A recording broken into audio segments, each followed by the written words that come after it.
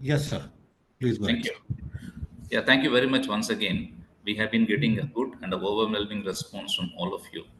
We were a little worried because this week is a little close to Onam, whether we'll have a good number of candidates attending this program.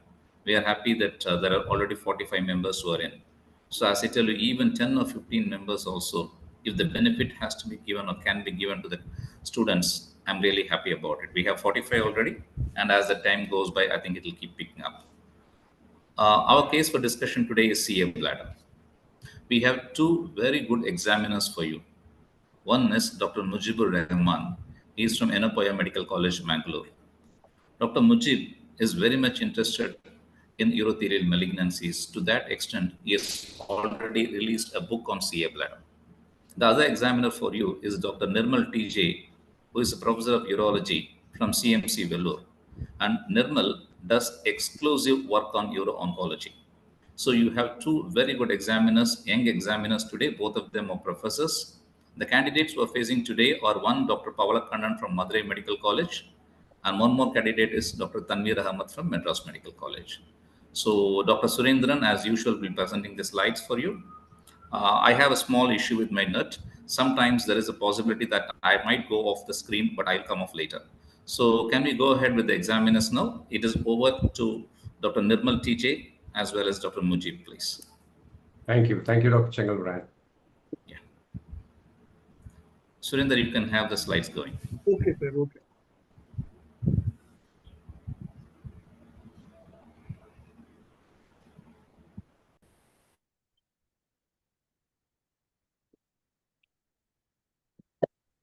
Shall I start, sir?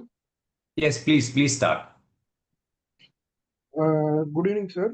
A case of 78 years old male who is a farmer by occupation presented with complaints of hematuria for 5 months, which was a total hematuria, gross and painless and intermittent in nature and associated with clots. And he had a history of dysuria for past 1 week, and a history of straining to void, and a history of thin stream of urine, and a history of increased frequency, urgency, and nocturia, and a history of loss of weight and appetite, which was 7 kg in 6 months, and no history of suprapubic pain or any loin pain, and no history of pyuria or lithuria or traumatic catheterization.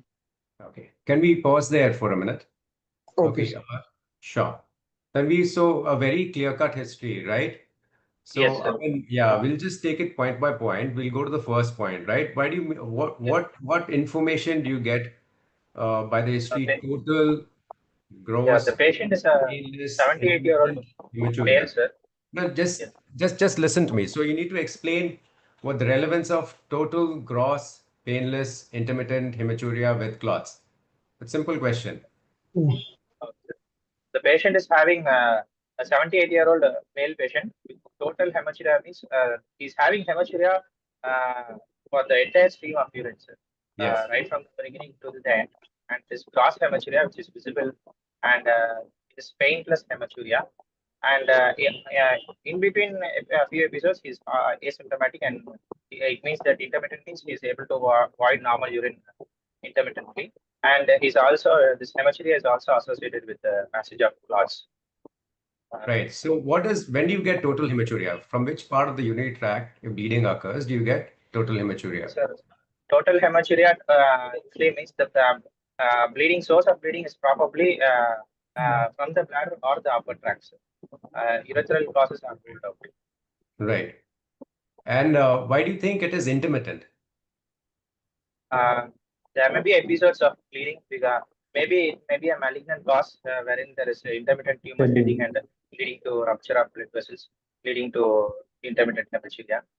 Right. When the growth overgrows its vascular supply, it can shed, epithelium can shed and can cause intermittent hematuria, right? And what's the Yes, relevance of clots, with clots, without clots, shape of the clots? We have to also ask about the shape of the clots, sir.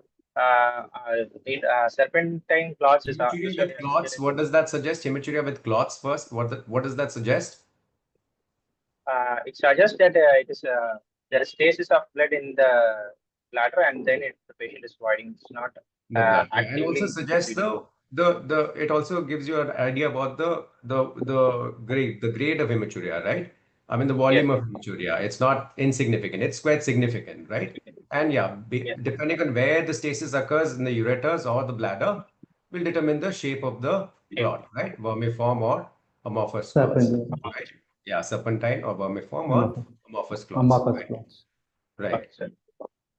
So And, now this gentleman also and has training this to man void also and has pinstream. both Yeah, go ahead. storage and voiding features also Yes. there. Yes. So There how do is, you explain that? In a 78-year-old gentleman, how do you yeah, explain Patient storing might and voiding loy? Yeah. patient might also be having associated with BPH. prostate from pathology. He might be also suffering from any Don't prostate. say BPH, just say benign prostatic enlargement, or just prostatic enlargement. Maybe benign or malignant, right? He's 78 years old. We don't know. Yes. That might be a Yes, difference. sir. Just say prostatic enlargement causing outlet obstruction, which can result in voiding or storage LUTs. Okay. Okay, that's Yes. one cause. What can the other causes be of LUTs in this gentleman?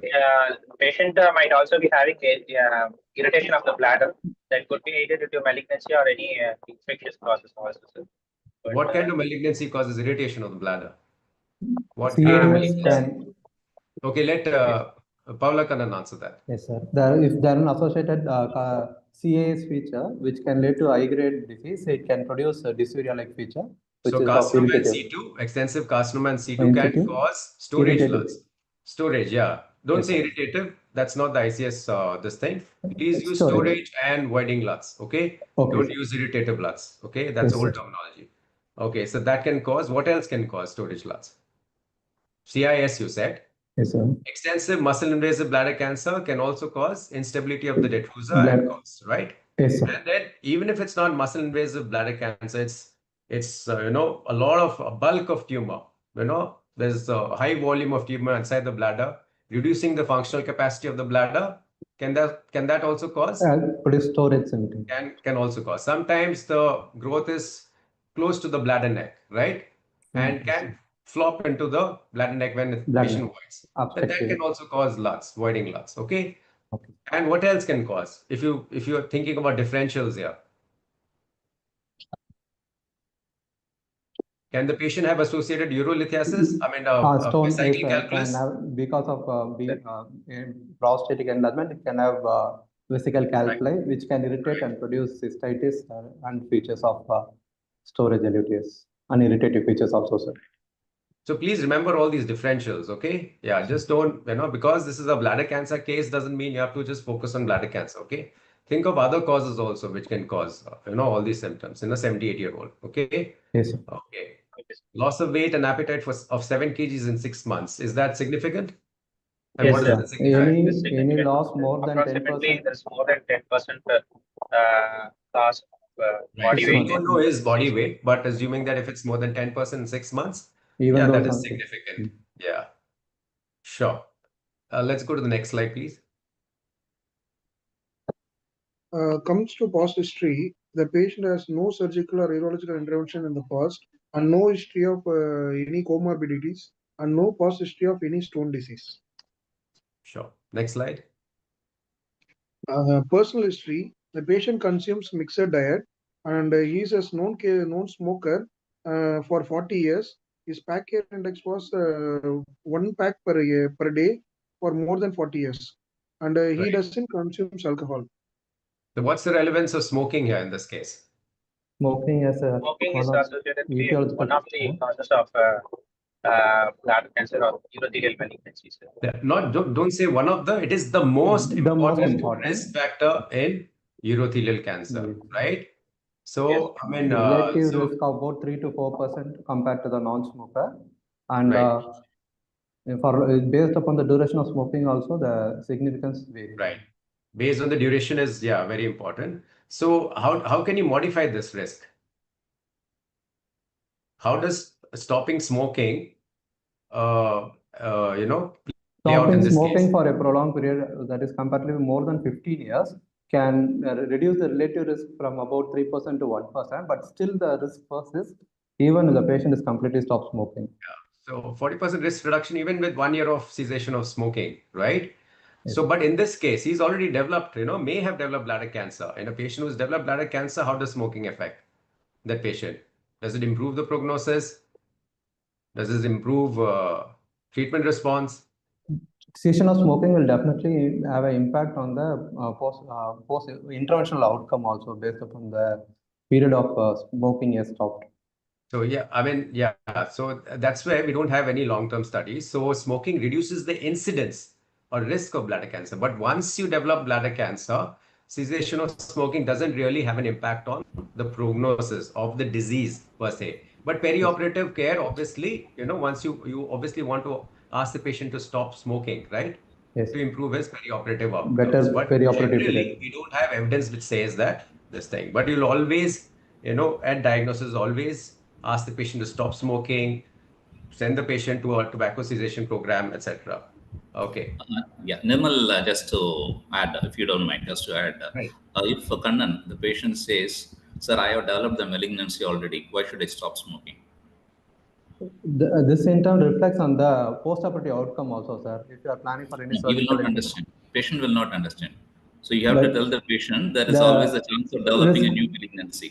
new malignancy also. And you can develop a new New malignancy. the malignancy same. post-intervention and post-recovery also, you may develop new malignancy and associated with other malignancies also. Yeah. Carry on, Right. carry on. That's a good point. Yeah. Next slide, please. Family history, no family history of any malignancy. Is there any relevance of family history in this case? A 78-year-old gentleman? First Usually, cancer. bladder cancer after the sporadic occupational exposure and external exposures. But however, very rare instances, there has been few cases of familial malignancy, cases of HNPCC. Any syndromes, Lynch of syndrome, in younger patients? younger patients. Lynch syndrome. Lynch syndrome can associated with urothelial carcinoma. I mean, just for the sake of completion, I mean, talk about occupation also. What kind of occupations are associated with bladder cancer? Industrial Patients working in workers. leather industry, dye tanning industry, paint industry, or Right. And what is the chemical implicated? aromatic amines, Aromatic especially amines. 4-amino. Yeah, aromatic amines beta and duration of exposure of at least more than 10 years. Okay, fine. So can somebody, one of you, summarize the history and come to the differentials now?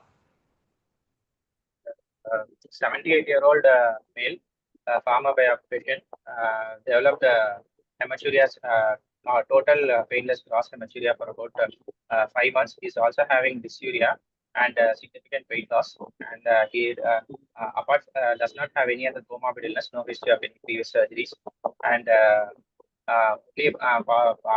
personal history with a smoking history of about 40 years. And So you can see 78-year-old, a smoker for so many pack years with a 6-month or 5-month history of total gross hematuria with clots and a associate storage LUTS and significant loss of weight and appetite, right? Okay, sure. So that way you can just summarize the entire history in 2 lines. That's how you need to do it, okay? Crisp and in 2 lines. And now tell me the differentials you consider, just based on your history. With this history, my first thing will go on malignancy of carcinoma bladder with associated with the prostatic enlargement. Okay. And next comes will be a upper tract involvement of renal cell carcinoma or TCC or vesicle calculi with along with the BPH. These are all differential diagnoses, but I will most likely to go for a diagnosis of carcinoma bladder. So the serial order in which you'll place the differentials is first is carcinoma of the urinary bladder. Second will be upper tract urothelial carcinoma. But in those cases, what will be the typical history? The patient will be also having associated with clot colic. Also, we have to ask any pain. Patient might have painful hematuria, clot colic, and the type of clot might be it will be passing serpentinous clots. In history, they have not mentioned any type of clot, so we can't able to rule out those things. Right. The third differential you said was BP with vesicle calculus, right? Vesicle calculus, do you see gross hematuria like this with clots? how will the history be there? The progression of history or the evolution of the history in a Patient will person be with having BP, with the cycle calculus, a LUTS. long-standing history of LUTS LUTS, features. right? Yes. Yes, sir. Yeah, followed by maybe, recurrent So probably UTI, with pain, plus minus hematuria, but very cystitis unlikely features. that the patient will have gross So probably hematuria with with pain, clots. cystitis features and hematuria Right. can be there. Right. What about carcinoma bladder? Prostate. So it is still a possibility that might be a seen prostate with the patient presenting with hematuria, and that is associated with the clots formation. So, sir, we have to further rule. Right. Again, the history may not be this typical. This is a very typical history for a clear-cut history for CA bladder. But yeah, advanced prostate cancer, long-standing LUTs, the tumor starts infiltrating the bladder, can lead to hematuria, etc. Okay, fine. Sure. Shall we So go to the mostly examination? gross hematuria, we usually done 80% of the cases we think in terms of carcinoma bladder. Yes, absolutely. Yeah. Okay. Should we go on to the examination? General examination, the patient was conscious, oriented, and afebrile, and the patient was malnourished. His pulse rate was 82 per beats per minute, and the BP 110/80, and the respiratory rate was 20, and the SpO2 was 98% in the room air, and the patient is having pallor, and there is no icterus, cyanosis, clubbing, lymphadenopathy, and pedal edema, and his ECOG score was 2. Right. So what's missing here? You've said he's malnourished. What's the weight of the patient? You don't know that. Okay. The So weight from of the this slide, what do you make out? What are the important things in this slide? Pallor is Patient is- present. And Okay, this pallor is performance present. status Okay. is also included, which helps in deciding on the Yes, management. yes, that's an excellent point, right? You must always look at the performance status of the patient, especially when treating malignancy, and becomes all the more important in a person who is so advanced in age, right? So advanced in age. Why is it important? How old do you assess performance status? The COG One score. is right in front of you, the ECOG score. What are the other ways you know of assessing performance status? Karnofsky performance. Tarnowski performance status. Tarnowski, okay. And the setting of malignancy in a 78-year-old male who is pale, malnourished, okay. And I'll use the word frail. You can assume that he's a very frail gentleman. So I'm giving a clue. So what else do you assess? And how does that have a bearing on the management of this case? Management and the prognosis in this case. I'm giving you all the clues here. The frailty index and other cognitive impairment parameters should also be assessed. Sir. Yeah, cognitive impairment is a part of the frailty assessment. Okay, any two scores you know of where you assess how you assess frailty?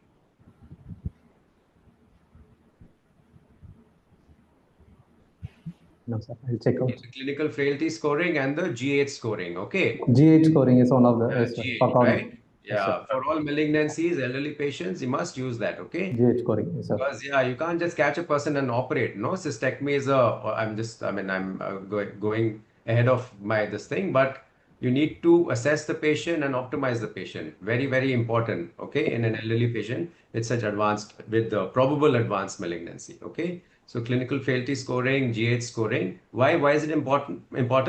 This Helps you not patient only choose the appropriate management, helps you optimize, prepare the patient also, and also has a bearing on the follow outcomes, the prognosis also, right? yes, sir. There are studies which show that sarcopenia, right? Sarcopenia is associated with poorer cancer-specific and overall survival rates. Okay, so patients who are very frail tend to have a poorer, not just perioperative, but long-term outcomes.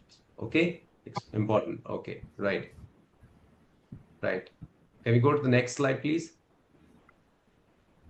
On abdominal examination, on inspection, all quadrants moves equally with the respiration, no scars present, umbilicus centrally placed. On palpation, no mass palpable. On superficial and deep palpation, percussion, normal resonant abdomen, auscultation, bowel sounds present. And local examination, left side inguinoscrotal swelling seen with the COP impulse present and reduced on lying, left inguinal hernia plus, and on external urethral meatus, which was adequate, and external genitalia normal, and scrotum right side hydrocele present. On digital rectal examination, anal sphincter tone normal, and patient is having grade 2 prostatomegaly, which was firm and non-nodular. Right. So anything of note here in the examination, which may have a bearing on the management here? And is having grade 2 prostate, which is non-nodular. Chronic obstructive parameter can lead to this herniation also. Now the causative factor for development of hernia and a long duration of straining. Okay, sure. Right. The fact that DRE, you haven't found any other, have you found any other masses above the prostate also? What if you find a flank mass in this patient, a smooth flank mass in this patient? What would that suggest? Might be associated any RCC or any PCCs. Even a growth involving the VUJ can produce a gross HUN with a long duration, can even have a gross HUN. Right. Yeah. So you can keep that in mind. Very rarely, occasionally, you may see, a VUJ involvement causing gross hydronephrosis, and a Palpable mass. or a secondary upper tract urothelial carcinoma, though usually not palpable, but if located at the PUJ upper ureteric area, can cause obstruction and lead to hydronephrosis. Okay. Right. Yeah. What's the next slide? Comes to systemic examination, cardiovascular system, S1, S2 heard, no murmurs, and respiratory system, bilateral air entry equal, and musculoskeletal examination, no bony tenderness, and no spine deformities noted. Right. So has the examination in any way added to your the differentials, or has it helped you, zero in on your differential, added to your differential, or your differentials still remain the same? It is short. Remain almost the same, sir. The prostate, clinically, prostate appears to be grade 2. There is no nodularity, but still the prostate cannot be ruled out. But our preference is more towards the carcinoma bladder. Yeah, that's a good point. At least we know that it's not, advanced prostate cancer, because it's a grade 2 clinically benign prostate cancer. So your differentials stay the same. So how will you proceed here? Please don't go to the next slide. I'll just want the candidates to tell me how would they proceed from here. So your differentials, everything stayed the same. Okay, the first differential continues to be carcinoma of the urinary bladder. So how do you proceed here? As an extension of clinical examination, I'd like to do an ultrasound scan of the PUB and further localize the organ of interest. So you have one opportunity to send this patient for investigations, and you'll first send this patient to an ultrasound scan center to go get an ultrasound and come back? Or we are assuming that you have an ultrasound in your room, in your examination room, and that's why you'll use it as a extension of your clinical examination. So answer my question very carefully. I'm not saying that you're right or wrong, but you have to justify why you're choosing an ultrasound. I know that's a very, old school kind of an answer, which a lot of senior examiners expect, but think and answer. In this case, a 78-year-old gentleman, gross painless hematuria, with how many ever this thing, and loss of weight, loss of appetite.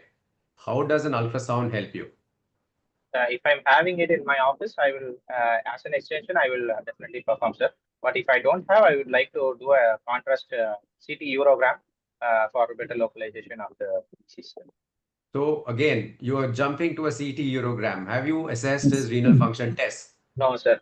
Before that, I would also. So that's a big blunder. Okay, in an exam, that's a very big blunder. Okay, so please be careful. Don't jump. I'm laying traps for you, and you're jumping right into it.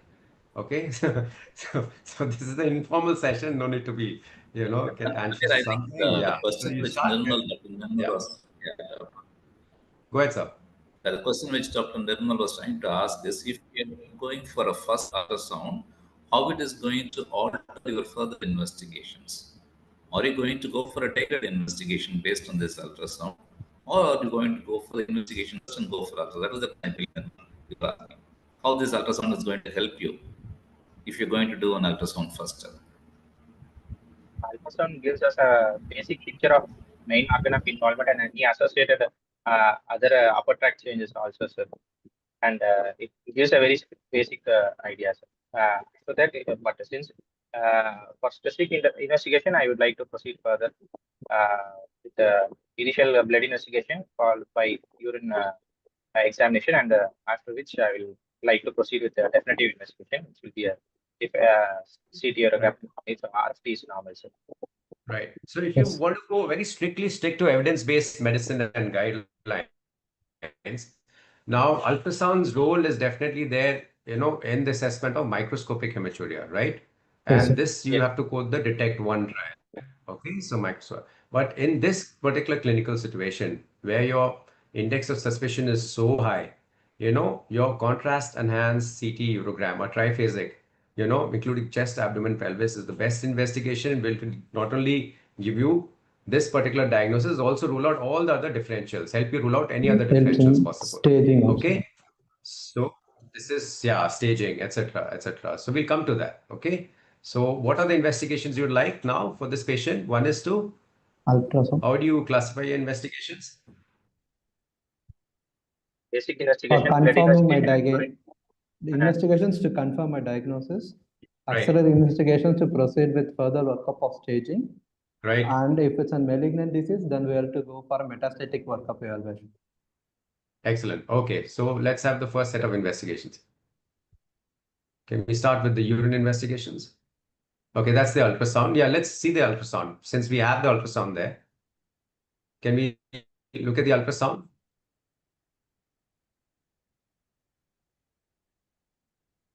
So there's a big growth, 8 into 6 centimeters.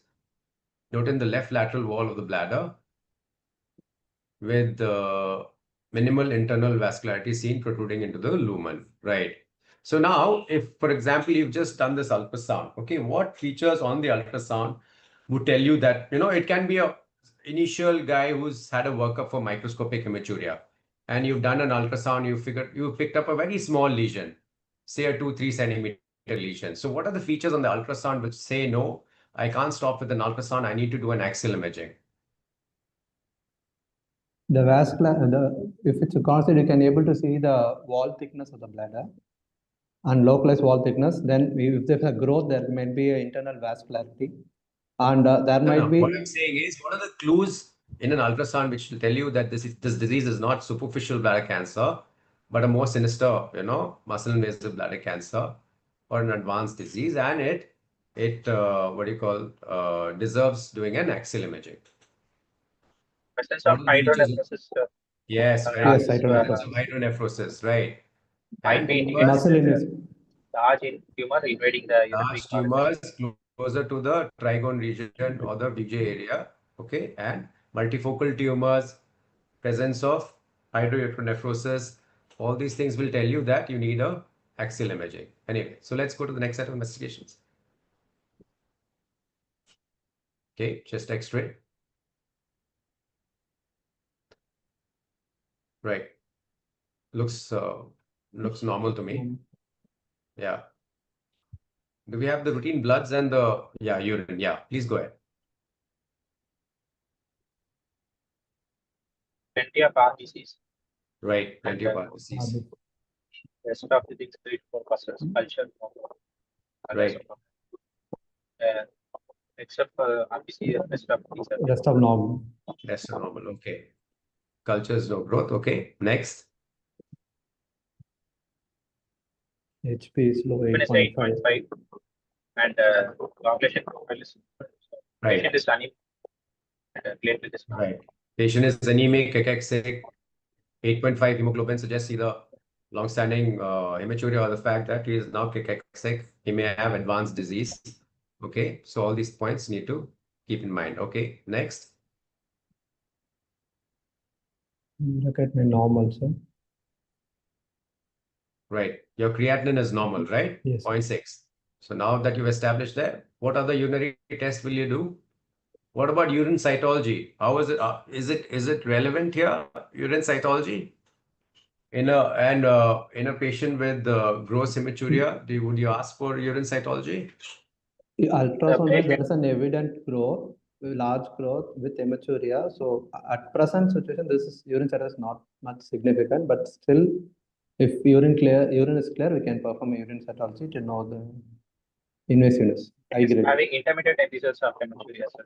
So when we can advise whenever the patient is passing Clear urine. we can ask the patient for a urine cytology. Okay. Yeah, you can. So that's always a question which is asked. In gross hematuria, do you send urine cytology? It depends on the lab. There are some good labs which will use lysis buffers. And lyse the RBC, centrifuge the sample, and look for cytology basically. So the good labs have provision of doing that. So I mean, if pushed, you can give that answer. Okay, but otherwise also in a bladder cancer, should you routinely send cytology? The answer should be yes, actually. Yes. Okay, yes, you should always send a baseline cytology. Okay, and Yes, sir. cytology, do you send 1 sample, 2 samples, 3 samples? Ideally, 3 Just samples. 3 as well. samples. Send 1 samples. Why do you send more samples? Increases the sensitivity of by increasing the number of sample sets. About 60%. Right. The cytology, yeah. Sensitivity is higher for high-grade tumors, and if you do serial sampling, it increases the Just sensitivity. sensitivity of cytology. What's specificity of cytology? Specificity is about 95%. Is it high or 95%. low? Yeah, specificity of high-grade tumors. cytology is extremely high. Yeah, extremely high. Right. Okay. Yeah, So Dr. now the Nirmal. creatinine is normal. Yeah, Yeah, Dr. go ahead, Nirmal, sir. sorry to Please, interfere you. These candidates always have an issue on the exam. Once they have an ultrasound done and they have a large mass, they always say a cytology and finding very difficult to define why they said a cytology. So, would you advise them, if they know the diagnosis CA bladder, better work up on the urine investigation, blood investigation first, and then go for the ultrasound that is safer for them? I think, yeah, but I think this is a very obvious large case, but say a smaller mass where you've resected the tumor completely. Having a baseline cytology is good because a baseline cytology is showing high-grade urothelial cells. You've resected the mass completely. On follow-up, you should not be seeing a positive cytology. But on the follow-up also, you continue to see positive cytology. That has different implications. But a baseline cytology, that's why is always recommended. On all bladder cancer cases, please send, at least while doing a TURBT, send off a baseline cytology. It's just for establishing a baseline, and then during the follow-up, you again do whatever cytology based on what you find during your after your TURBT and all that. So I think a baseline cytology should always be asked for. And also it tells you whether it's high-grade, it's urothelial carcinoma, all that. That also it gives you a clue as to the pathology of the malignancy. So I think we should say baseline cytology should be done. Yeah. Correct. I think Mujeeb wants to say something. Mujeeb, you're in. Yeah. This cytology, Kannan, this cytology, what is the sensitivity of the cytology? Around 60%.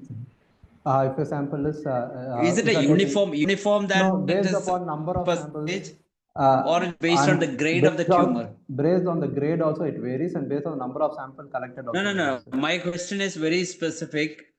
No, urine cytology, is it uniform for a high-grade tumor or low-grade tumor? Is it the same? Suppose it's a CIS, a high-grade. It's for it varies. Yes, with the sensitivity, the grade of the tumor. And for stage 4 disease around 40%. And a tumor like this, when ultrasound 8 centimeter tumor, left lateral wall with hydronephrosis, you know that it's a high-grade. Yes, sir. Yeah. So what Dr. Mujeeb is trying to say is, carcinoma and C2 high-grade tumors, sensitivity is definitely high. And you increase the sensitivity by doing serial examination. But I can ask Dr. Mujeeb also and Dr.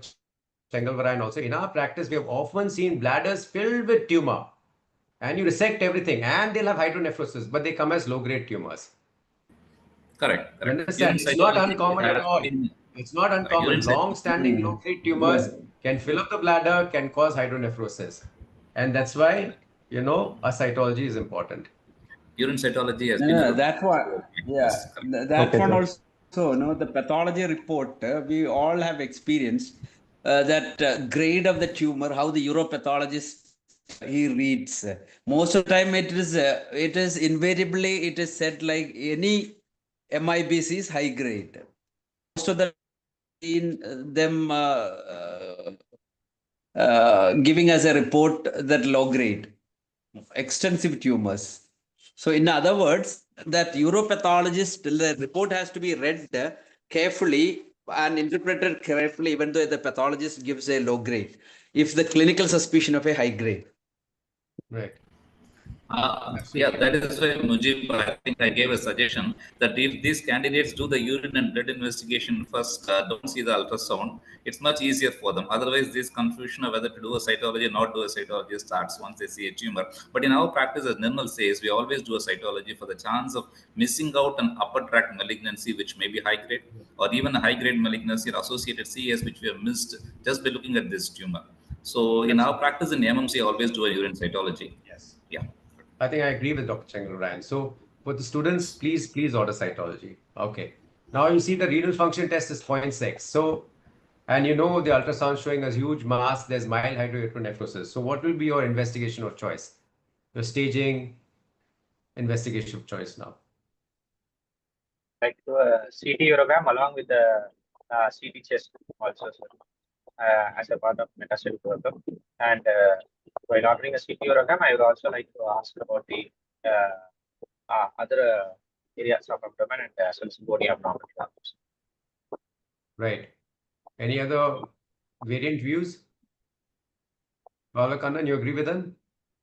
Yes, sir. We'll go with CT urogram with CT thorax and bone screening also. Both say, okay, let's go for it then.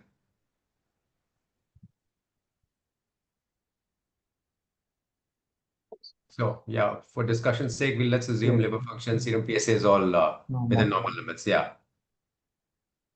Would you have, so my question again, you've done a clinical examination, he's 78-year-old. So would you call and scold the registrar who's done a PSA test for this patient? It's very, very important. As students, please, you must get this into your head. I know you go for all conferences, so-called really big uro-oncologists or people who call themselves uro-oncologists will do PSA even in a 99-year-old guy. But at a 78-year-old guy, clinically benign prostate, diagnosed case of CA bladder, would you do a PSA? Is that relevant? What are your thoughts?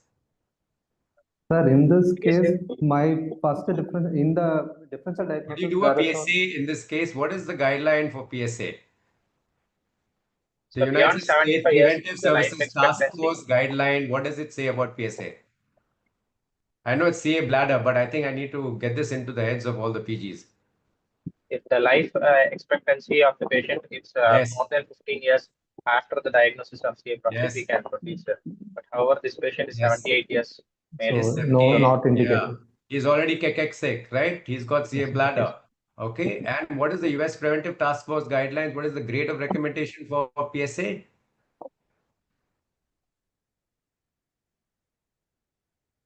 Is it level A, level 1 evidence or grade A recommendation? No, sir. No, it is not. No. Okay.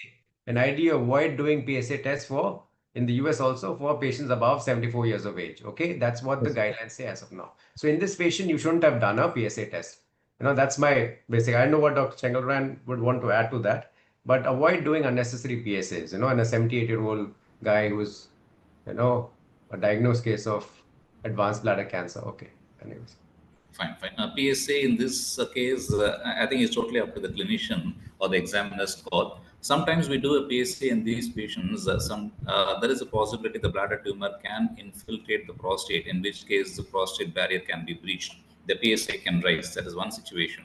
The other situation, if we have a concomitant CA bladder, fine, there may not be a chance of treating this patient for CA prostate. There may not be a chance of treating this patient, but are we missing a diagnosis of a CA prostate in this patient? There is also another question which Nirmal may like to ask. Anyway, you're going to do a cystoprostatectomy, you're going to remove the prostate. There are so many controversies in this. Totally up to the clinician. Now, in the exam, if your examiner says that don't do a PSA for this patient, life expectancy is very poor, you have to agree with the examiner. Yes. Right. Fine. Okay. So, oh yeah, so we have the cytology here. It shows high-grade urothelial carcinoma. Right. Yeah, can we take Mujeeb's opinion on that, Nirmal? Yeah, Yeah, Dr. what, Mujeeb, which one? Mujeeb? Yeah. about doing a PSA in a Regarding 78-year-old, PSA. 78-year-old It's with always good because preeclamptic man. my personal experience, we had lots of cases like CA prostate separate and CA bladders. I had 2 cases. So I always advocate a CA prostate, 80-gram prostate, no? Yes. An old man. So what the data says, one is, please remember, Yeah. anybody more Yeah. than 74 years of age, the US Preventive Task Force says the level of recommendation for PSA testing is almost grade C, not even grade A or grade B, it's grade C. Okay. And the other point which Mujeeb and Dr. Chengalvarayan are making, when you do a cystoprostectomy in an elderly patient like this, almost 20% of them may have concomitant CA prostate, but usually that is low grade, low stage, not requiring any further treatment. Please remember this. Yeah. This is all Yeah. hard The facts. question is Hard facts. Please remember that. Okay. the the question in this case, what I'm thinking is, suppose it's a T3 lesion. There's an 8 centimeter bladder tumor. It could be a prostatic CA as well, prostatic infiltration as well, either contiguous or a separate entity. Suppose the prostatic urethral or prostatic ductal or prostatic parenchymal infiltration directly by 8 centimeter tumor, or else it can be an adenocarcinoma, because it's a little dicey, that area, like whether it's a prostatic bladder tumor with the infiltration, like a T3, T4 lesion. Right. So there are lots of ambiguity in that area. So in those kind of cases, it's better to have an adenocarcinoma with a urothelial separate this thing. Right. And whether there are lots of cases like prostate preserving radical cystectomy, capsule preserving. So many terminologies are coming up, no? So that is one reason. Personally, I feel the PSA will not make it will be a better option in this case. Right. So you've got differing opinions, and based on the case and the examiners, you should be able to argue both ways. Okay. So that's the takeaway here. Okay. So use your good clinical judgment and assess your examiners, and then you must be ready to defend both sides. Okay. So that'll be my advice. Okay, sure. More than the candidate, examiner assessing the candidate assesses the examiner and give you your answer. More important for you. Good. Okay, sure. Okay. So yeah, so next was the CT scan, right? Yeah. So CT urogram, yeah.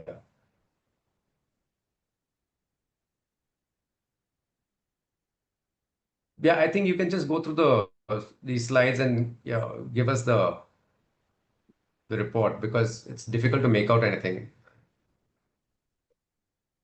Yeah, here, I think, I mean, this is a good slide. What can you see? I mean, grossly, what all can you see? Coming from the top, left-sided hydronephrosis here, and We can there's a broad-based mass occupying the What are the left bad prognostic indicators in this CT? Looking at the CT, one is confirmation of the tumor. Second thing is how you prognosticate CT wise. And third thing is how sensitive it is in muscle involvement, CT, ultrasound, or MRI. The contour of the bladder is altered, so there is no uniformity. And based upon the What wall does that suggest? What does that suggest? Contour of the bladder is altered. What does that suggest? The muscle invasiveness will lead Right. to. So once the muscle is infiltrated, the muscle goes into a kind of a spasm, right? Yes, so sir. Instead of becoming convex, it becomes straight. Straight. Okay, so here you know that there is a muscle invasive bladder cancer involving the left lateral wall. There was hydronephrosis with a dilated ureter seen till the lower end. Right. Any notes can you make out? In the left side, we can able to appreciate near the vessels, iliac vessels, we can able to appreciate in last 3-4 cuts, we can able to some notes there, sir. Okay. Now coming to Dr. Mujeeb's question, he asked a very good question. So how do you make out with CT scan, what stage are you able to discern very clearly, confidently in a CT scan? T-stage. I make it easy for you because it's just a, it's kind of a study session. Can you differentiate between T1 and T2 on a CT urogram? Tanveer. It is a little quite difficult to differentiate between T1 and T2, sir. So you can't. Okay, the answer is not quite difficult. You can't. Okay, clear-cut answer. Between Okay. T2 and T3. You see, Yes, sir. you see the upper tract in that on the left side. Yes, sir. There's upper tract dilatation. Left side there is hydroerythronephrosis, sir. And that might be Muscle invasive. finding of muscle invasive disease. And between T2 and T3, of course, sir, there might be presence of perivesical fast stranding that we can find. Between T2 and T3A. So be careful. Between T2 and T3A, can you differentiate? Is CT good enough for differentiating? No, sir. No. So it is between T2 and T3B. Okay, T3B is what is, deeper muscle. Extra macroscopic macroscopic perivesical extension outside the CT. That is where the sensitivity of the CT is the highest. And like Dr. Mujeeb said, presence of HUN is also a poor indicator. It also suggests that it is muscle invasive. It doesn't tell you it is T2, T3A, T3B, okay? But when you see in this case, I'm not sure, I mean, the radiologist would have reported whether there is gross extension of tumor outside the bladder, then you can confidently say it is T3B disease. Okay? Okay. What about the other investigations? Yes, sir. Please go ahead. Nodal status? Nodal status in this?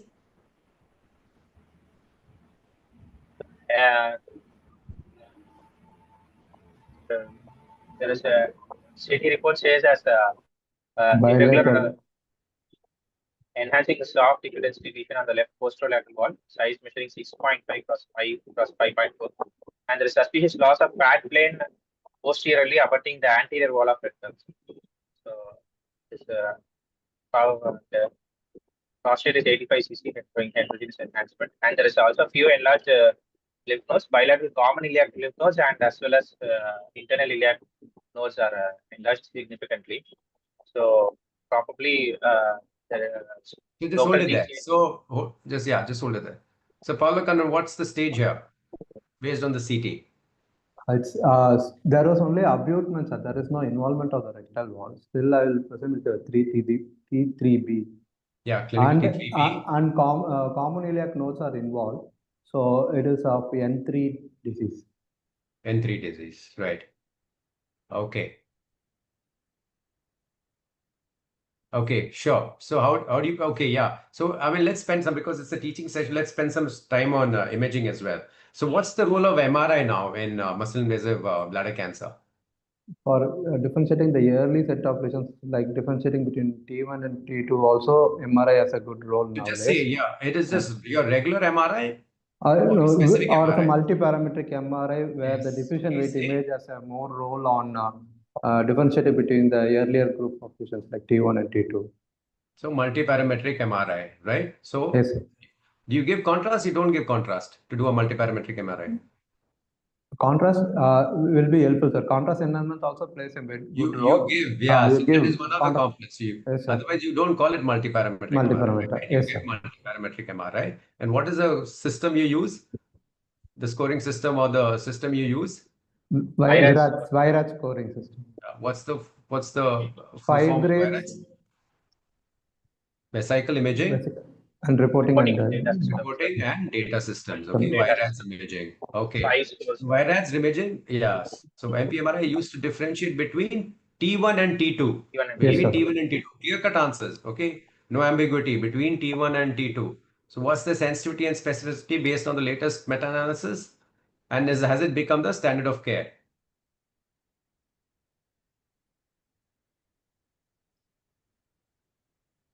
You have to answer these questions, man. You need the gold. All MMC guys get gold medals and all that. You don't answer this question. It is about 85 to 95%. But however, it is not. No, wrong. Sensitivity is around 80%. Okay. it had been 95% and all, it would have been everybody would have been doing VIRADs. Okay, I mean scoring. So it is still around 80%. Okay, specificity is slightly higher. Okay, so we still don't have level 1 evidence supporting this. Okay, that's why you don't see everybody insisting on doing the VIRAD scoring, unlike PIRADS in prostate. Okay, so the sensitivity is still around 80%. Okay, and not only that, still people haven't figured out what cutoff to use. Whereas VIRADS 3, VIRADS 4, VIRADS 5, at what cutoff can you confidently say that it is muscle invasive bladder cancer? Okay, so there's a study going on, bladder path study, which is correlating the final histopathology with the VIRAD scoring. The initial results are quite disappointing actually. Okay, but we'll wait for the final trial results to see whether VIRADs will hold the course. Okay, okay, fine. So that is what is the Tesla? What MRI is required for VIRADs now, as of now? What Tesla? Is it 1.5, 3 Tesla? 3 Huh? 3 Tesla will be better, sir. It has better. Yeah, what are the multiple parameters you see in the multiparametric MRI in this VIRAD scoring? Diffusion weighted image, diffusion weighted. DW, right, and dynamic contrast. What exactly they are looking in this VIRADs? There is irregularities in the borders of the Muscular propria involvement. And base of the tumor, that how far it's extending in there. Okay, continue. What about PET scan? Would you order a PET scan in this patient? Usually we don't order. So, metastatic workup, we do a CT chest and bone scan. bone image. CT chest, abdomen, pelvis is more than enough to for your metastatic assessment workup. of, yeah. But if your patient is rich, insists, then you can order. Okay, it's not that it is superior. Please remember that. And what kind of PET would you order? FDG PET, 18 FDG PET. Yeah. Okay, going back to an important question. Yeah, this FDG had asked. What is the sensitivity? FDG PET for the log. Go ahead, Dr. Mujeeb. Sorry. This, this FDG PET, if you are using, no, Tanvir? Yes, sir. Is it beneficial for the local disease or the metastatic disease in this? No, sir. It is what not. Is the problem with the doesn't FDG add PET? any information to the local staging, sir. But however, it's helpful in nodal disease or metastatic workup also.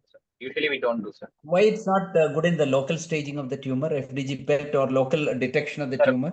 The Not FDG is suitable for detecting the also primary disease? by the main excretion of the linear tracer is by PT, sir. So, through the urine. Genitourinary system cannot pick up patients' wells.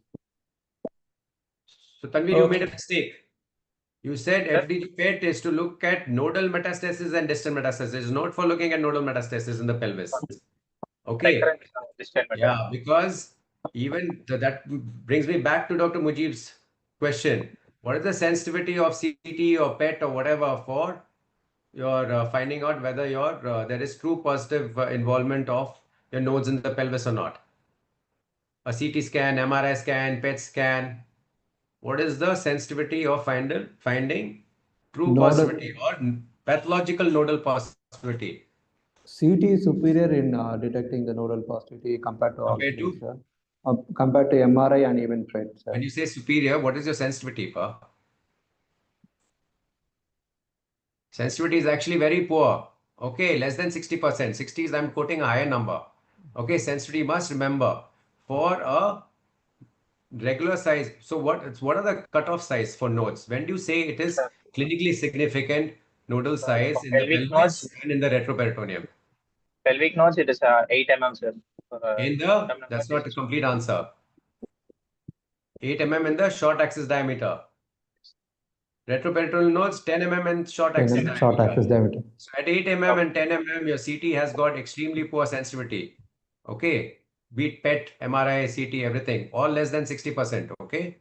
Okay. Yeah. Unless the node is really big.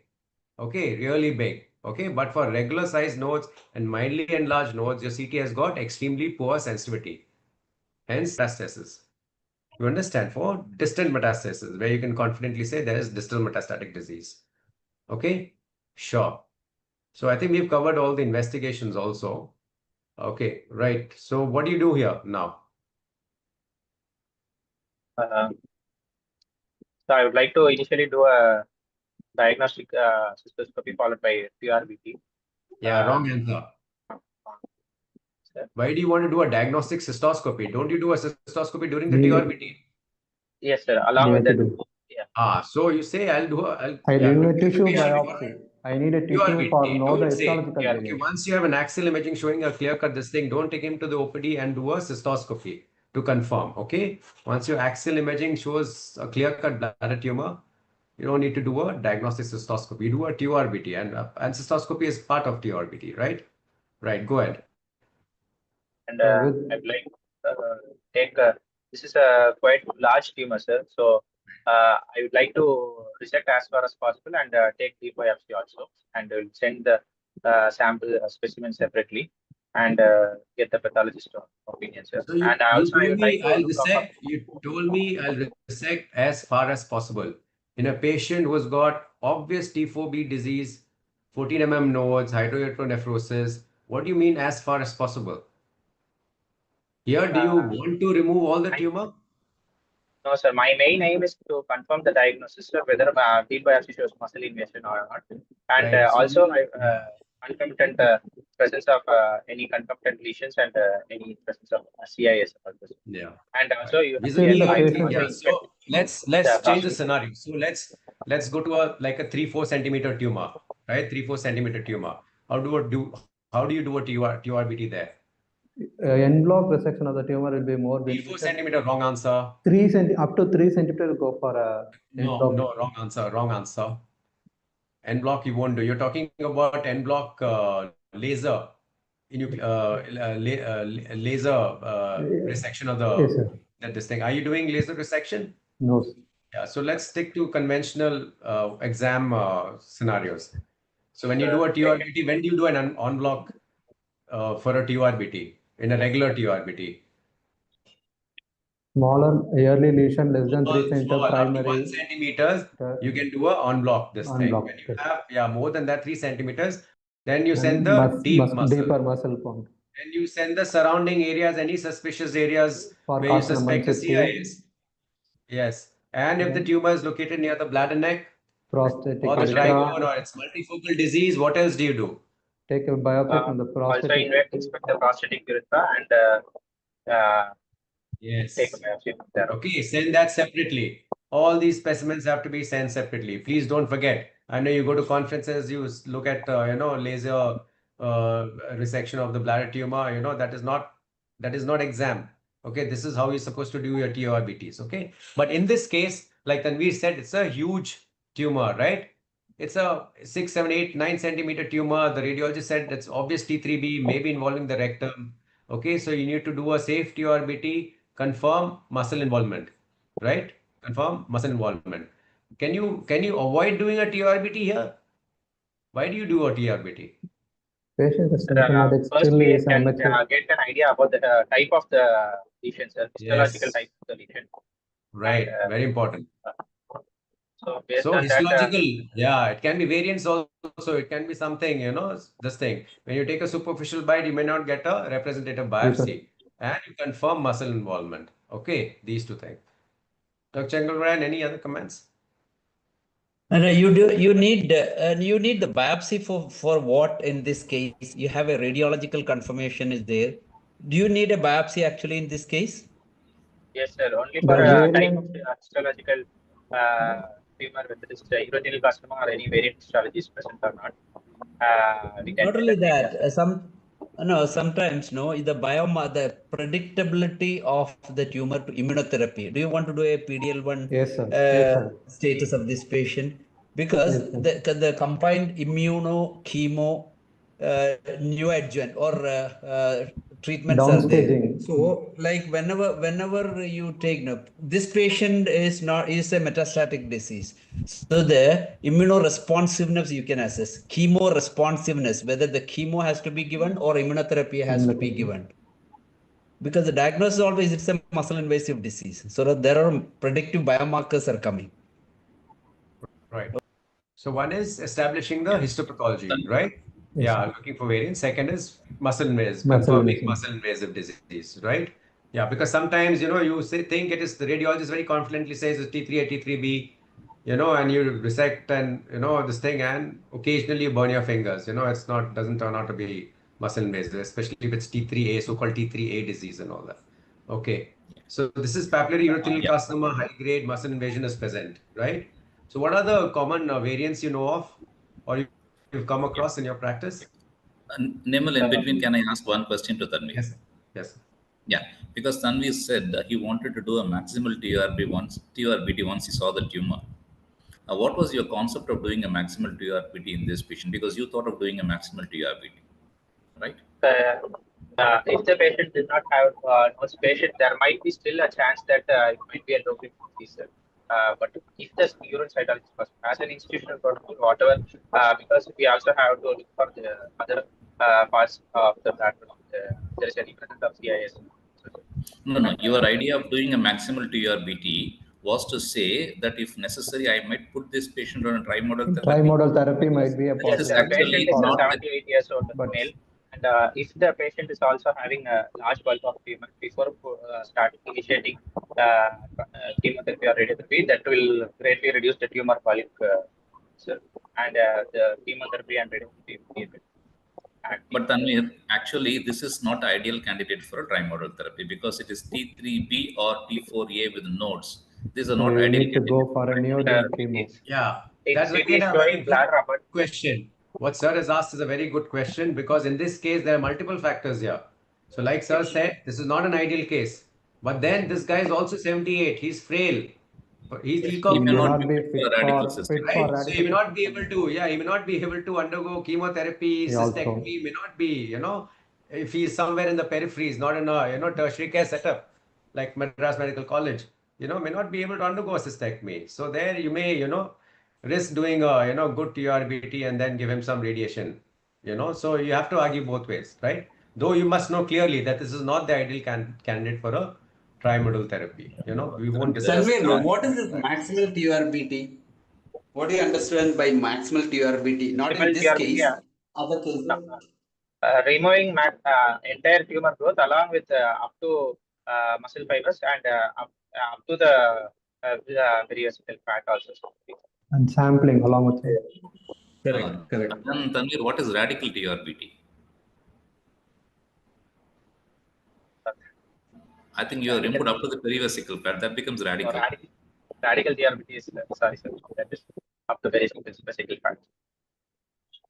Correct. Maximum is what maximum you can do in the given situation. Correct. Yeah. Yes. Yes. Yeah, examiners, please go ahead. I'm sorry. Because Yeah. the positive time. Okay, let's rush to a little bit. Pick up pace now. So variance. So here, why is histopathology important now? Based upon the variant, we have to select whether the Right. patient is suitable for whether chemotherapy responsive variant or not. And So aggressiveness what of the are tumor, aggressiveness Yes. of the tumor variant can also be assessed. Aggressive variants, there are certain aggressive variants which are very poor What are the aggressive prognosis. variants? So I'm Like- going to ask you that. That's going to be the next case question. Yeah. So why don't you address that immediately? What are the aggressive variants? Aggressive variants like micropapillary, One by one. micropapillary variants, nested sarcomatoid variants are more aggressive variants. Right. So in which of these variants does neoadjuvant chemo actually make a difference? Difference in the sense, you have to classify. Let's start with overall survival. Which of these variants giving neoadjuvant chemo actually improve overall survival?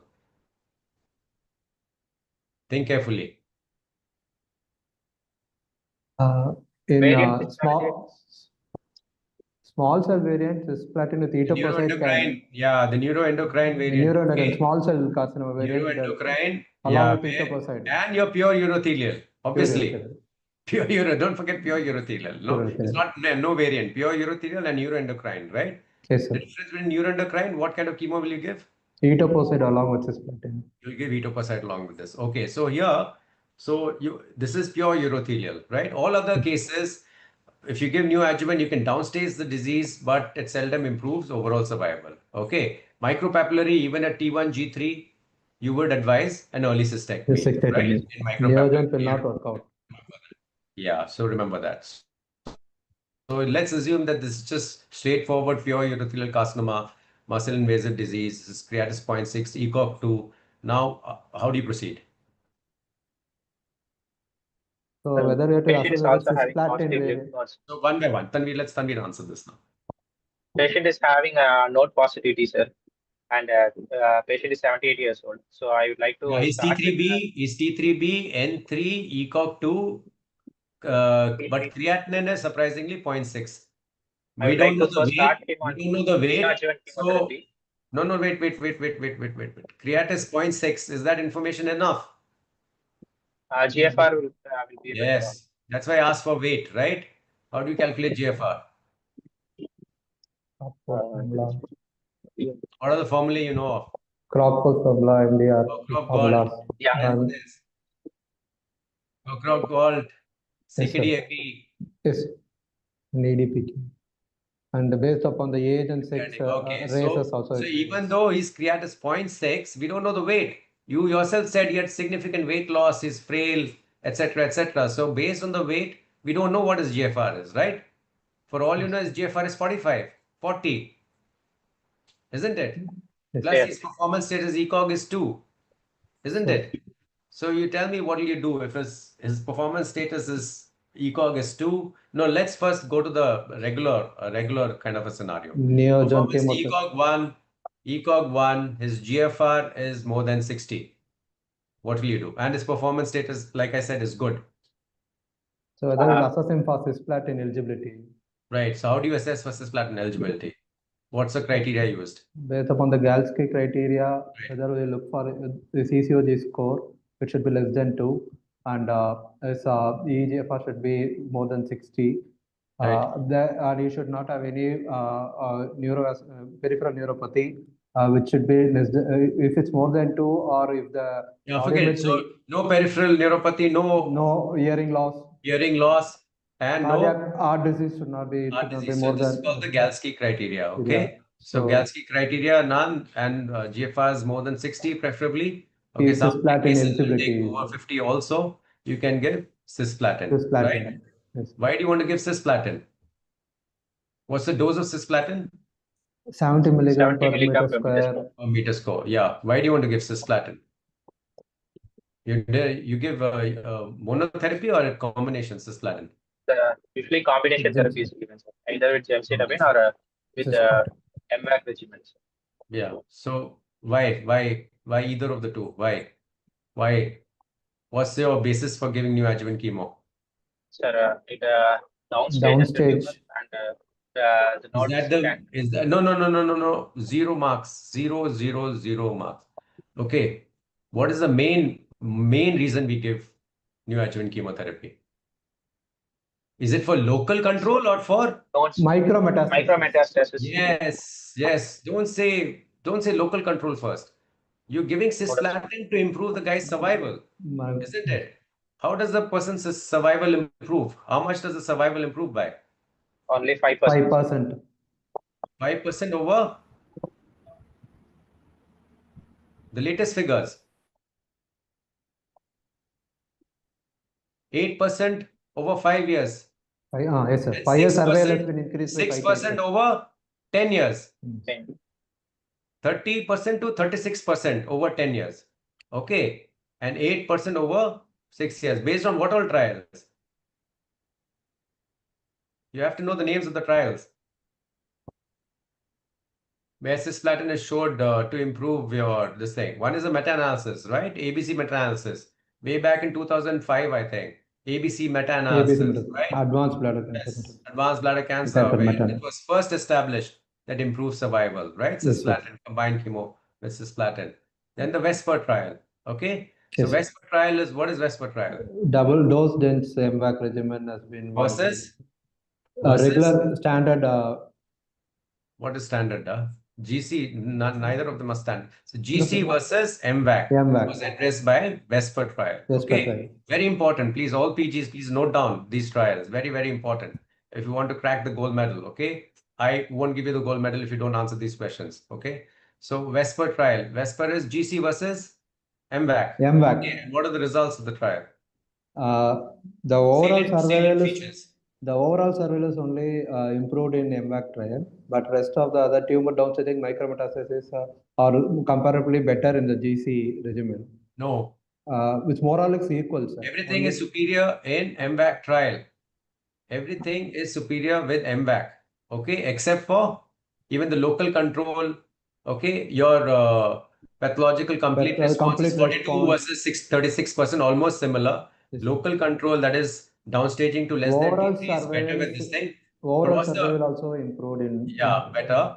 Okay, that's the gold standard. Okay, but what's the problem with MVAC?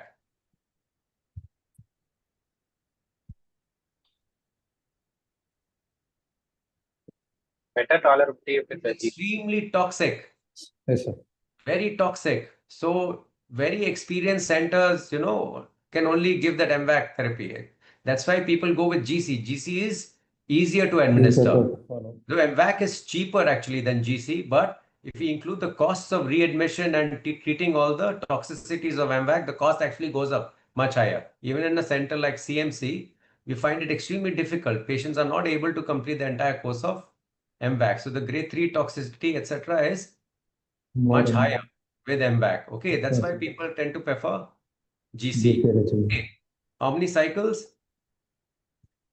Neoadjuvant, you can give 4 to 6 cycles. Usually 4 cycles is preferred. Right. Okay. So this patient you would prefer to give MVAC. Pardon me? You want to give MVAC, 78-year-old man. I just told you what the problem with MVAC was. GC regimen. Yeah, so you will give GC. Okay, GC is usually 6 cycles, MVAC is 4 cycles. Okay, so you will prefer to give GC. That is assuming that his performance status, everything is good. Okay, you will give GC. Okay, and your rates of pathologic complete response with GC will be around 36%. 35%. Yeah, around 35% you can say. And the rate of downstaging from to less than P2 will be almost as high as 50, 55 to 60%. And with MVAC, it touches 60%. Why is that important?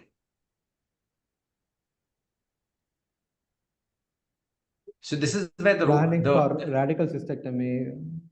No.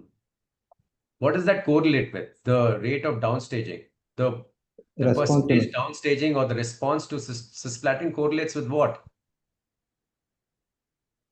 So there's one group of patients not everyone responds, right, to cisplatin. So the patients where the disease is downstage or patient who achieves the pathologically complete response are downstaging to less than PT2, that is T1, TA, TIs, etc., have a much higher survival compared to those patients who don't downstage. It has nothing to do with cystectomy. Okay, your cystectomy doesn't cure patients. Okay, please don't think as surgeons we are curing patients. Okay, so people have been doing cystectomy since God only knows when. Okay, the only thing which has improved survival is your chemotherapy. You understand, which improves. I'm not saying no, we shouldn't do cystectomy. Obviously, you have to do cystectomy.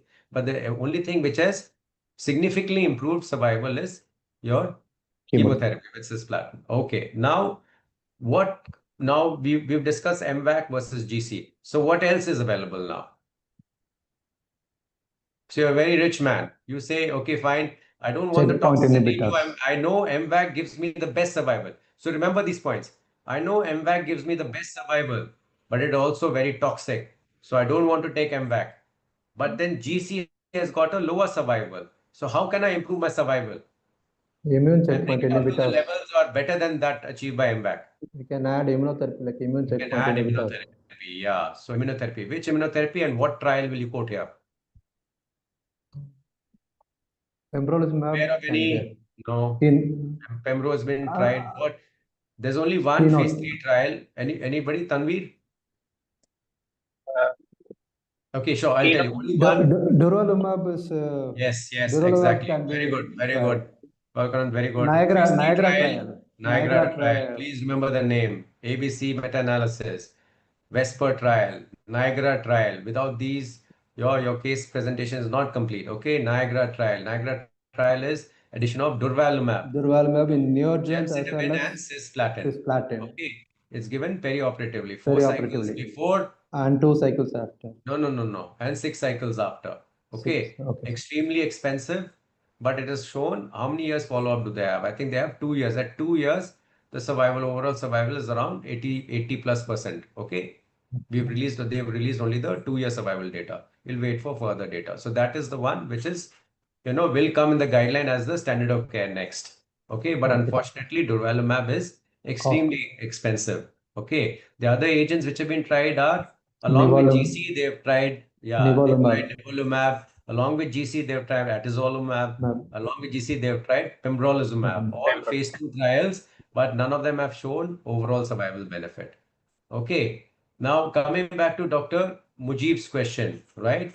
What is the response, immunotherapy response correlation with biomarkers?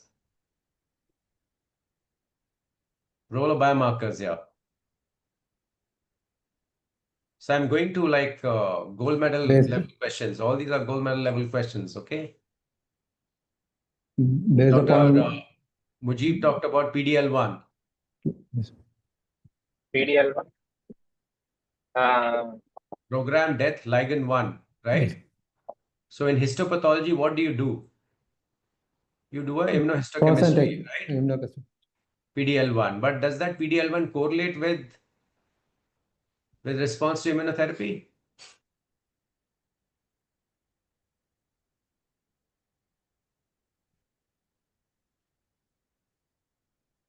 And what situation do you? And what situation do you actually ask for PDL1 marker status? Before starting immunotherapy, initially we will ask for. So to answer that, if it's more than 30%, 33% positivity in the specimen, you can start. 33%, that's a wrong number. So to bring that into relevance, this question into relevance, let's change the scenario. Now you have a person who's ECOG2, who's cisplatin ineligible. Okay. So in this, what are the options? In this patient, what are the options? If it's EGFR is around 30%, you can even switch out to carboplatin group initially. But does carboplatin improve survival? No, sir. No, right? No, sir. Yeah. So what is the what option do you have here now? Cisplatin ineligible. As a first line, what can you give? That's what Dr. Mujeeb alluded to. You can give immunotherapy. Atezolizumab, pembrolizumab. You can give as first line. First line. Okay, yes, not FDA approved. Remember that, not FDA approved. It has to be given under trial protocol. Trial protocol. I know in India everybody gives whatever they feel like. But ideally supposed to give under trial protocol. And this is where your PDL1 status matters. Okay. In Pembro more than 10, in Atezo more than 5, is shown to predict response to IO therapy. Okay. That's a first line. Yes. As first line. As first line. Yes. As first line. Absolutely. In first line. You're right. Okay. Right. Okay. Sure. Okay. So in this patient, he's ECOG status 2, the creatinine 0.6 is T3B. So you've discussed the options. Maybe, okay. GFR, let's say it's 60. Okay. So you will choose to give gemcitabine, cisplatin. Okay. And let's see. Let's hope let's assume that he's tolerated that somehow. Okay. Now, how do you proceed? You have to assess the progress and response of the drug. Optimize the patient and check the response and optimize the patient. And how do you optimize the patient? Patient is anemic, sir. So, improve the hemoglobin parameters and then counsel the patient and proceed for surgery, sir. Okay. Yeah, you optimize the patients. You start instituting the ERAS protocol right in the pre-op period itself. You put him on high protein diet, give him whatever, supplements he needs, optimizes. He's a smoker, ask him to stop smoking, work on his tribal, etc., etc. Okay, so how do you prepare this patient for a cystectomy? So following ECOG protocol, I will initial nutritional status improvement, post loading, and I will avoid bowel preparation and Avoid bowel preparation. Yeah, good point. and Reload. uh, avoid epidural and Avoid what? Avoid what? epidural. Wrong. No, You give you have to give epidural. epidural in the ERAS. post-op. Epidural is one of the Yeah. cornerstones of your ERAS protocols. Sir, Okay. sorry, sir. Yeah, epidural you give. Give What in the else do post-op. they give? Glucose And, loading, preoperative loading. Pre-op, is yeah. Pre-op, you don't, normally, regularly people say For non-diabetic after patients. 12 midnight. That's it. And stop the patient till the morning, till the time of surgery, which may start at 9 o'clock or whatever. Solid diet But for you 6 should, hours. solids can be withheld after 12 midnight, but you can continue the patient on Liquid diet for till 2 hours. till, okay. Till 2 to 3 hours prior to surgery, you Prior can to actually surgery. continue the patient on clears, okay? Clearly. And probably give glucose, Glucose loaded for a non-diabetic. Loading you can give, okay? So reduce the catabolic effects of whatever. Okay, avoid giving avoid doing bowel preparation. Bowel preparation is a big no. Okay, abroad in West, people give mu receptor antagonists like albimopam. Okay, not available, extremely expensive. Okay, some people give gabapentin also. Okay, to modify the pain response. You always give epidural anesthesia. Epidural anesthesia is given. Yearly ambulation in the post-op period. Extremely low. Opioids, yes. Opioids should be avoided as much as possible. Okay, as much as possible you should avoid. Intra-op. Normothermia should be maintained. Yes, you should make sure the patient is warm, isn't it? Warm, not give too much fluids. Okay, don't overload the patient with fluids. Okay, NG is placed during the surgery but removed immediately post-op. Okay, immediately post-op. Ambulation in the early post-op period. Yes, yeah. So early ambulation. And DVT prophylaxis continued. Institution of enteral feed. Okay. DVT prophylaxis. DVT prophylaxis should be started and to be continued in the post-op period. Absolutely. Yeah, DVT prophylaxis should also be given. Okay. Almost long-term DVT prophylaxis, almost till a month. Should be given. Okay. So all these points, please remember. Okay. Okay. I think we've just 5 more minutes left till 9 p.m. I think we'll just stop here and take questions, I think one more point, just to complete what Dr. Mujeeb said, and Dr. Chengalvarayan actually had alluded to, what is the ideal patient for trimodality therapy for bladder preservation? So based upon the tumor factor and the patient factors. Right. The tumor factors, it should be a less than 4 centimeter lesion without a CAS involved. No CAS, there should not be any hydronephrosis, and it should be resectable tumor. And patient factor, you should be an adequate candidate fit for chemotherapy, and you should be a well-educated patient to be on follow-up. What chemotherapy? Cisplatin eligible. Yeah, should be cisplatin or eligible. Or what are the other options?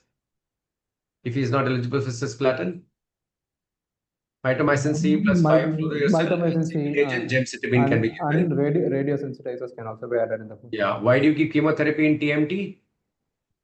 Again, micrometastasis. The micrometastasis and as a radiosensitizer. Radiosensitizer, this is platinum 5-fluorouracil. Radiation you give up to 60 grays. Okay, 60 it should be preferably IMRT or IGRT. Hypofractionation with yes, IMRT or IGRT. IGRT. Okay. Also, it revolves a very rigorous follow-up protocol. Okay, cystoscopies every 3 to 6 months, and even imaging. Almost every 4 months or so, you have to do imaging in the first 2 years, followed by every 6 months for up to 5 years. Then you do on cystoscopies. If you find a recurrent tumor, what will you do?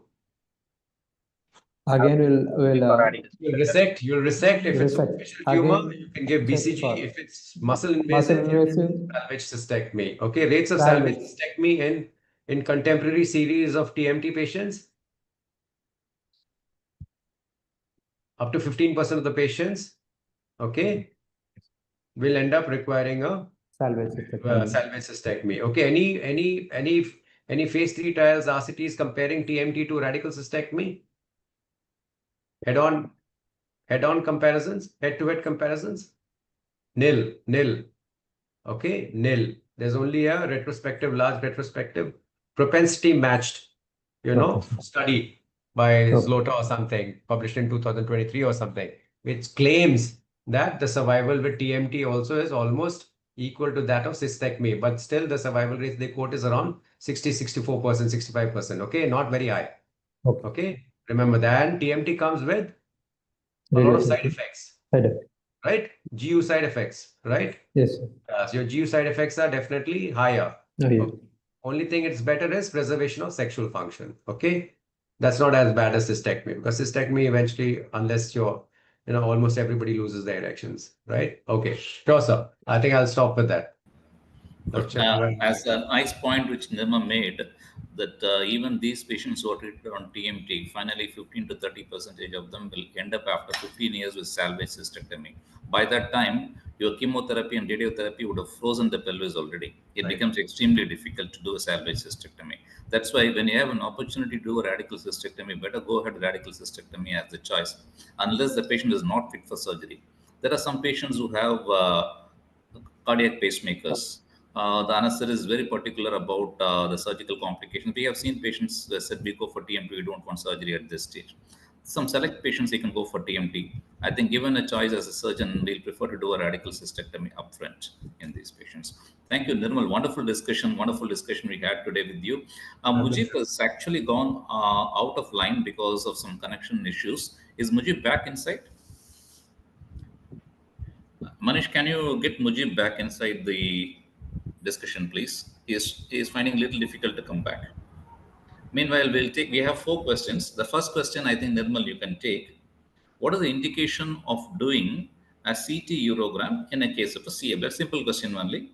This is by one Dr. Kiran Negi. Indication of doing a CT in a muscle invasive bladder cancer, the CT urogram is specifically done for assessing local stage if it's T3B+, and it will tell you lymph nodal status and it's enlarged or not, doesn't tell you if it's positive or not. And obviously it will tell you about distant metastatic disease. And also the upper tracts. Yeah, and upper tracts. That's a very important thing. Upper tract. CT urogram is superior to MRI for evaluation of upper tract or concomitant upper tract disease. So that takes us to another question. Nirmal, routinely, when you ask for a CT urogram in these patients, will you tell the radiologist to put a dedicated 0.165 cuts? I want a very small cut so that I don't want to miss an upper tract tumor. Is it very specific? You'll ask your radiologist to do that? Usually, the CT urograms we get is usually at least 2.5 mm cuts here, but I am not sure that we specifically ask them to this thing. Most of the CT urograms, we are only reading, but I'm not. I don't know what your practice is. On the hindsight, it looks very prudent to ask for these cuts, but practically we don't. Practically we don't. Practically we don't. The other question which has come up, one from Dr. Bhagavati, if a small mass of less than 3 centimeters there on the lateral wall with no hydroelectronephrosis, that is all signs to show that is a non-muscle invasive tumor, will you still go for a CT urogram or will you skip CT urogram? So here, that's what I actually discussed this question. So indications for CT urogram for a small mass like this is only if initially, before the TURBT, I'm saying is if it's close to the trigone involving the VUJ area, only if there's multifocal tumor or hydroelectronephrosis, you need to do a CT urogram, etc. before a TURBT. Otherwise, for a 3 centimeter solitary tumor in the left lateral wall, without any of the other indications, you can just go ahead with the TURBT first. Fine. So the chances of having an upper tract tumor when we have a bladder tumor is around 2 to 5%. Of course, we know as the grade of the bladder tumor changes, this also changes. If the bladder tumor is a high grade tumor, the chance is even as high as 18%. If the grade is low, it is as low as less than 2%. So we don't know whether we are dealing with a high grade tumor or a low grade tumor. So some of the institutes always do a routine CT urogram. Even if you read the Campbell says, experts are of the opinion that for a non-muscle invasive tumor, it is not necessary to do a CT urogram. It's the expert's opinion, but I think we will totally leave to the institutes to decide whether they want to do a CT urogram or not. In Madras Medical College, we routinely do a CT urogram we don't want to miss. So it becomes an institutional protocol. But as Nirmal says, it's up to the institutes to decide, on this. This is one question. I think, Nirmal, I'll have to take this question because I only said this. One Dr. Kavi Priya from Salem has asked, how does a bladder tumor infiltrating the prostate can raise a PSA? Now, the simple answer for this is PSA is raised whenever the prostate blood barrier is breached. So, if a bladder tumor can go in and destroy the prostate blood barrier, automatically the PSA will come into circulation and it will be raised. I think it's probably a very simple answer that explains. Yeah, Mujib is in. We are missing Mujib. One more question that has come. I think you can take it, Nirmal. When to do TURBT and when to just take a muscle biopsy and come out? I think they are probably asking I think about. we've actually discussed this question. Yeah. So, I mean, a complete TURBT vis-a-vis this thing. So, in this case, a huge mass, very obvious T3B disease, you need to confirm the diagnosis, confirm the histopathology. So, you do a TURBT and you take a muscle in a safe zone, as safely as possible. But if like the previous scenario you gave, a 3 centimeter tumor or something there, which can be very safely, completely resected, where you don't have an imaging stating very clearly that is T3B or T4, there you must try and do a complete TURBT. I think probably I'll put the question in a different way. I don't know how the candidate meant this. This is asked by Dr. Pratyusha. Can I put it in a different way, Nirmal? What is the role of cup biopsy? Is there a role? No role. Cup biopsy, the role is in surveillance. When in a superficial bladder cancer, the patient comes and you do a cystoscopy, post BCG, you see a small lesion of less than 5 millimeter lesion. That's when you do a cup biopsy and fulguration. Otherwise, there's absolutely no role for a cup biopsy.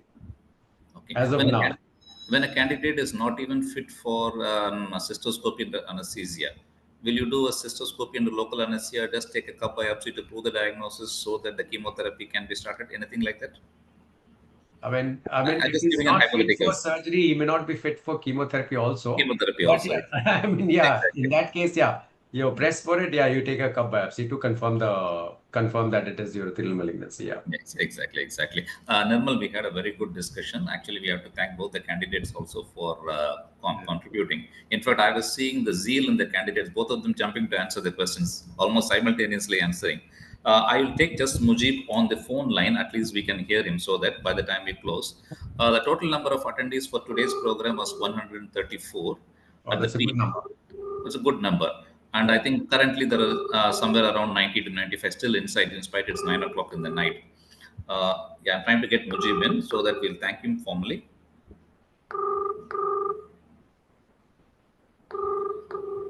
Anyway, on behalf of the organizing team, on behalf of all of us, we will thank Dr. Mujeeburahiman for his contribution to this program. But of course, there is always an internet issue when it happens. When it comes around 7:30 or 9 o'clock in the night, most of our nets are exhausted by that time. Nirmal, wonderful. Thank you very much for a wonderful session. It was a lot of learning, especially for these candidates, how to answer certain questions, how to say certain percentages, and what are all the studies, which are expected in the exams, which they can't miss out. It was really wonderful from your side. I think on behalf of everyone, I thank Dr. Nirmal TJ as well as Dr. Mujeeburahiman for their contributions for today. Thank you, Dr. Paula Kannan and Dr. Anveer. Thank you, Surender, for joining in and helping us a lot. Manish, as usual, your team has really done a good job. Now we are trying to get these online. So we're just working on it, try to get this online and probably on YouTube or something. So it's much easier for people to see and recollect. Even I want to see again and recollect what we have discussed. And Nirmal, as we know that your candidates are also attending one of our programs on 13th and 14th of September. Right. It is a physical program that is coming up. And we have reached nearly 140 registrations so far. I think it's very difficult for us to extend the registrations any further. So we may be closing down the registration shortly. Probably another 5 or 6 we may be able to take, and we may have to close down the registration as the time goes by. Since we have a physical program coming up, and there is also a Tapazukon that is coming up in Tamil Nadu. For the next 2 weeks, there will not be an online discussion. So our online discussions will probably by the end of this month. So thank you, everyone. Thank you very much for once again joining and making this night a successful one. Thank you. There is one question has come up. Please, Nirmal, can you take it before we finish? Maximal TRPT, radical TRPT, what is the difference? I mean, yeah, I really do. I wouldn't. I mean, Dr. Chengalvarayan has already answered that. I mean, as per Sir's definition, radical was when you go up to the perivesical fat. So, I mean, in purposes of when you do a TMT, a trimodality therapy, the term they use for trimodality therapy is maximal TURBT. So there also actually you're supposed to remove all the tumor and this and the this thing and the sign that you removed everything is when you hit perivesical fat. So I'm not sure whether you can really differentiate between, but because the terminology used when you do TMT is maximal TURBT. So yeah, radical TURBT may not be used in that this thing. Your Whenever maximal can be radical also. maximal can be radical. Maximal can be radical also. That's the answer for that. Okay. Anyway, thank you very much. Thank you very much once again, everybody. And have a wonderful day today. Thank you and good night. Thank you. Thank you, sir. Thank you, Thank sir. you, sir. Nice, sir. Thank you.